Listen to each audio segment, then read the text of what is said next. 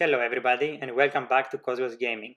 This week King's Cup is on and I just completed it and let me show you how.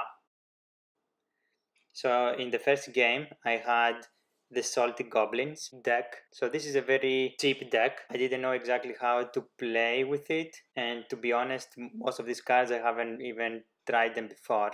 So when I was playing against this deck, I have seen other people using this miner poison combo, so I thought to give it a try. And it seemed that it worked pretty well. And I was able to counter his Hog Rider by using Bats, which cost 2 elixir. So it seems I have a pretty good start in this game. The opponent is going to use the rocket to my left tower. I don't think that was a very smart move, even though it did around 500 damage. It was a committing move, and I was able to do a nice push to his right side, and eventually I took out his tower. So I think that actually worked out pretty well for me.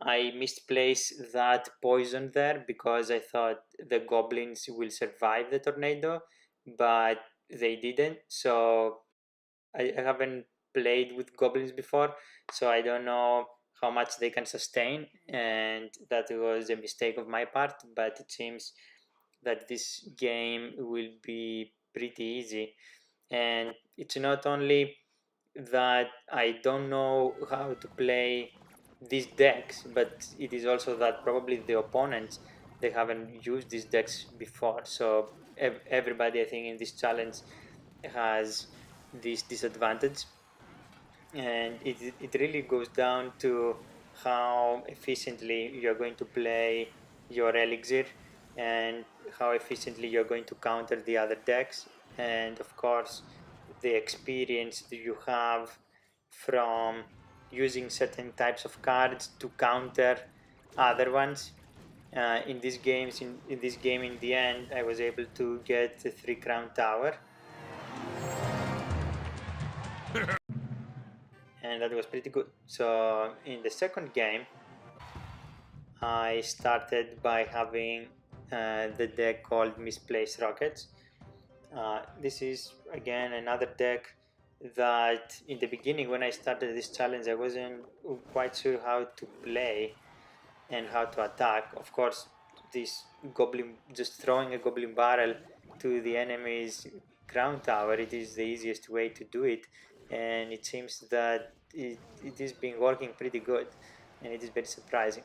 I was able to counter or distract this baby dragon using the bowler pretty nicely, and I have done that throughout this game very successfully.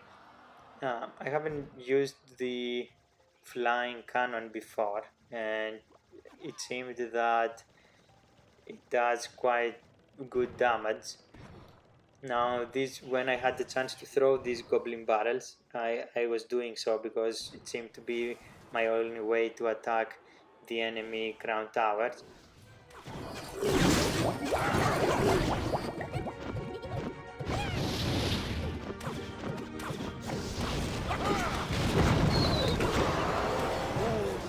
Here I place the bowler just in time before the baby dragon focuses on my tower with fury, so I avoided a ton of damage, and that was very lucky.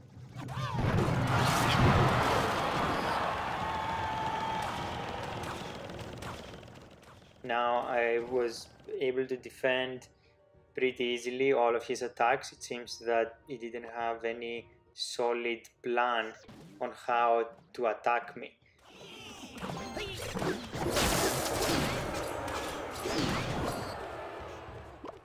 In this game, every goblin barrel that I used dealt a couple of hundred damage, so that was very helpful because basically there was no other way to attack his crown towers. I was able to counter his mini P.E.K.K.A baby dragon fireball push using the bowler and the flying cannon, the flying machine. And actually the flying machine went very close to the tower and started attacking it and destroying it, so that worked pretty nice. But then he used this very scary counter push but I was able to destroy it using the rocket, and that took a great value out of it. Now the mini P.E.K.K.A. also got distracted from the fire spirits and went towards that building, and I was able to take him out fairly easily. Then he didn't have enough time to do enough damage to destroy my crown tower, so the game was done and I got another win, the second in a row.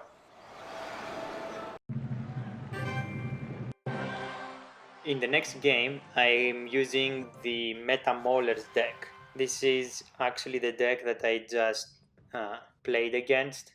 Playing previous games, I saw that the most efficient way to win using this deck was to put the Lumberjack in the front and put the Hog Rider behind him. When the Lumberjack is down, then the Fury spell is going to enhance the Hog Rider and destroy the other ground tower. That is in theory doable, but in this first push I wasn't able to do it. His big P.E.K.K.A.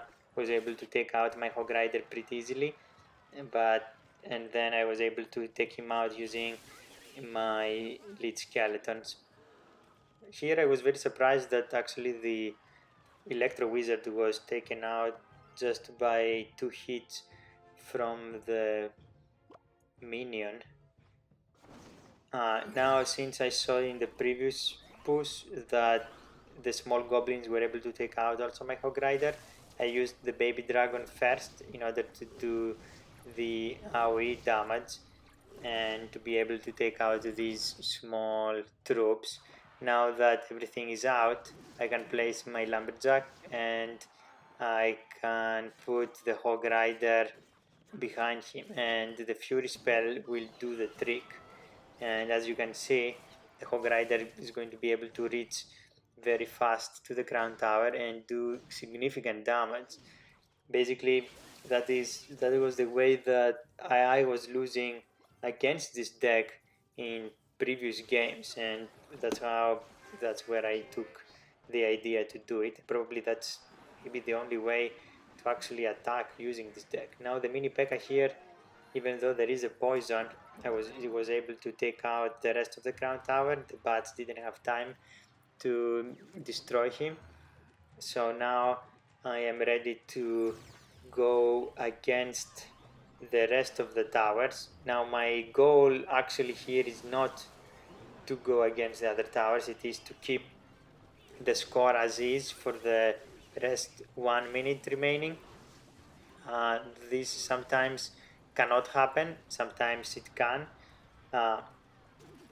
In this case, I thought that it is going to be easier actually to keep defending, because his attacking troops cost a lot of elixir and they are kind of slow, so he's not going to have enough time to do many of these attacks. And using this strategy, I was able to get the win, even though that was very, very, very, very close. But that is what you need to do: destroy one crown tower, defend yours, and that's it. In the next game, I have the Sparky Masters deck. Obviously, I'm not any kind of master of any deck that I'm using in this cup, because I haven't been using anything other than my Baby Dragon Balloon deck, which you can see in my other videos. So in this game, I wanted to get this big P.E.K.K.A. very close to the enemy tower.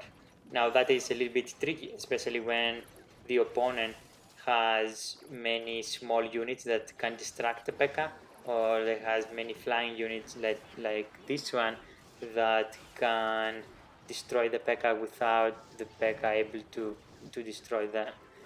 So it was very tricky on how am I going to take this win, and I was actually very afraid that this might be the end of my win streak and the end of my challenge, because I already had 2 losses when I was playing this game. I had started this video from 2 losses and 1 win. So it was a little bit weird to see the pump to be in the front line. Usually the pumps, they are placed on the back in order for the other troops not to destroy it fast, because it's actually a waste of elixir. So that was a little bit weird play by the opponent's part, and that may have helped me to get this win. So my strategy here was get the big P.E.K.K.A forward in the front and put the other smaller stuff behind him in order to defend him and be able to for them to do massive damage while the P.E.K.K.A is aggroing all of the opponent's damage. So till now it hasn't been working pretty good. Actually, this miner, it was my first actual damage that I was able to do. So till now we are not very efficient in attacking. So when the double elixir kicked in, I was thinking that maybe what is missing is the Sparky. So basically, since the deck is called Sparky Masters, maybe the Sparky has something to do with attacking and having this deck to be efficient. Um, so the Sparky did some pretty good damage, but we were not near to the enemy crown tower. So I was still a little bit worried that this is going to be a very long game and we're going to go to overtime and I will lose for a couple of hit points of the crown tower, which is it's one of these games that you work very hard, but in the end the opponent, because they have the toxic or they have a rocket or a fireball, is going to do this extra chip damage required, and you're not going to be able to do anything. So as you can see, my attacks till now, they don't do much. They always reach there, but they don't do enough damage. So we needed something else in order for this win to happen. And the bats, placing the bats and then placing the miner and the toxic made the trick. Actually, this bat that remained alive for a long period of time did this extra damage that I needed in order to destroy his crown tower. But his counter push was actually very scary. You can see that he has many big troops, and with the poison, it was very scary that I will lose the game. And you can see that now the opponent has like 7 hit points left into the tower, and I was just enough elixir in order to take him down before his troops reaching mine. In the next game, I had the Meta Maulers deck again. And actually, I was very confident that I will win because this trick is very easy. You place the baby dragon, you place the lumberjack in front of the baby dragon, and you place the hog rider behind the lumberjack. When the lumberjack dies, the fury spell is going to enhance both of these, and you can get a lot of damage to the enemy buildings. This first push didn't work very well, but the baby dragon with the fury spell was able to actually do some nice damage to the tower.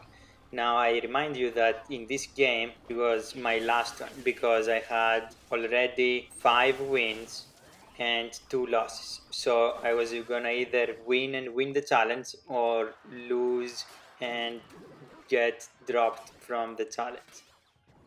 I was able to take out his miner using the mini P.E.K.K.A, and then he was able to easily counter my mini P.E.K.K.A using the bats, so that it was kind of expected.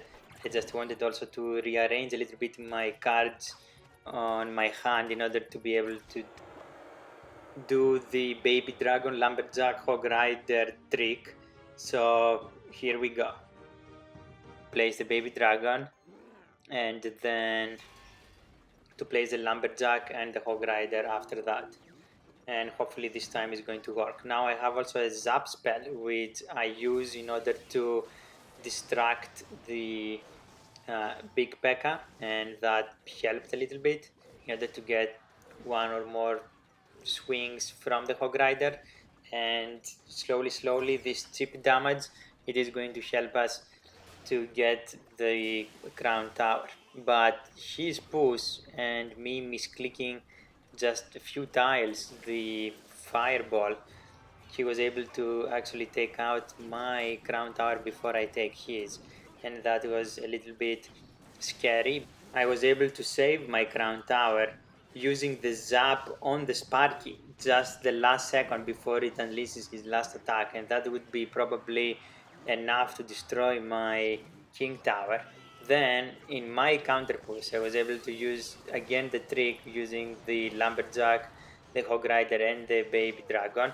This time the trick worked pretty well because also my fireball was very accurate, destroying many of his troops that he placed in front of the crown tower. So here I was able to get his, and now we are 1-1, and we're going to go overtime. And overtime means whoever is going to get the next crown tower is going to win. His troops are very expensive and they are very slow, so I thought to do a sneak attack on his left tower, and as you can see there are only 56 hit points left. Then his troops are closing by to my king's tower, and I placed my baby dragon near his crown tower, and using the zap I was able to get his crown tower before he's taking mine. And with this win I finished my 5 win streak and the challenge was completed. Now I will try to complete the elite challenge. That's it for today, everybody. Hopefully I will see you in elite challenge. Please subscribe for more videos.